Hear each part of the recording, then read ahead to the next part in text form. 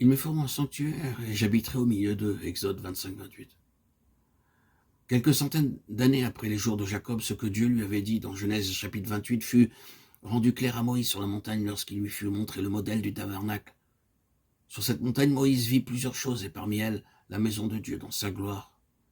Dans l'Épître aux Hébreux, nous voyons que ce qui fut montré à Moïse sur la montagne n'était qu'une ombre de cette maison que Dieu bâtit maintenant.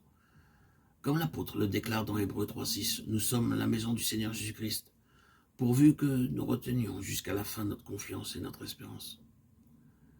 Comment Dieu peut-il nous donner une part dans cette maison?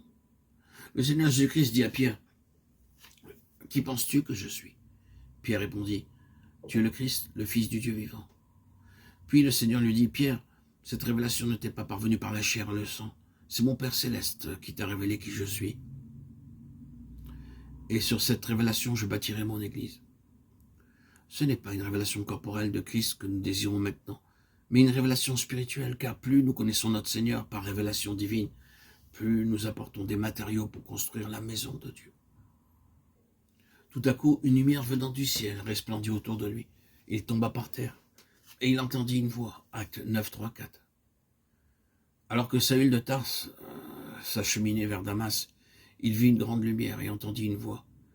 Mais ce n'est pas pour autant qu'il put s'en aller, proclamer l'évangile et construire l'église. Plus tard, il commença à voir qui était le Seigneur Jésus-Christ. Pour cela, il dut se rendre dans le désert, Galates 1, 15 à 17. C'est là qu'il commença à voir la signification spirituelle de l'église. Ce n'est qu'alors qu'il fut à même d'exposer aux gens le mystère de l'église, car cela ne peut être que le fait d'une révélation de Dieu. Nous trouvons la même vérité révélée plus pleinement dans le livre de l'Apocalypse. Là, nous voyons la maison de Dieu, le tabernacle céleste, la sainte cité de Dieu descendant du ciel. Ce qui aujourd'hui est en construction est déjà montré comme achevé. Mais avant ce jour, les vieilles choses doivent passer, Apocalypse 21, 5. Ce n'est qu'alors que vous serez en mesure de voir la pleine gloire de la Jérusalem céleste, du sanctuaire de Dieu, de la maison de Dieu.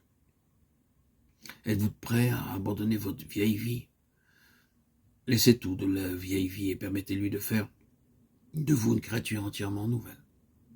Le Seigneur affirme, « Voici, je fais toutes choses nouvelles » Apocalypse 21, 5. Dans la maison de Dieu ne peut subsister que ce qui est nouveau. Que Dieu nous révèle son plan céleste et que dans sa maison céleste, tout soit entièrement nouveau.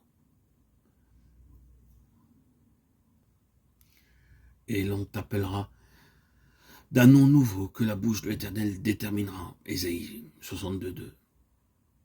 Dieu recherche une demeure en nous, un lieu de repos tel qu'il ne peut l'obtenir dans tout le ciel, en dehors de nous.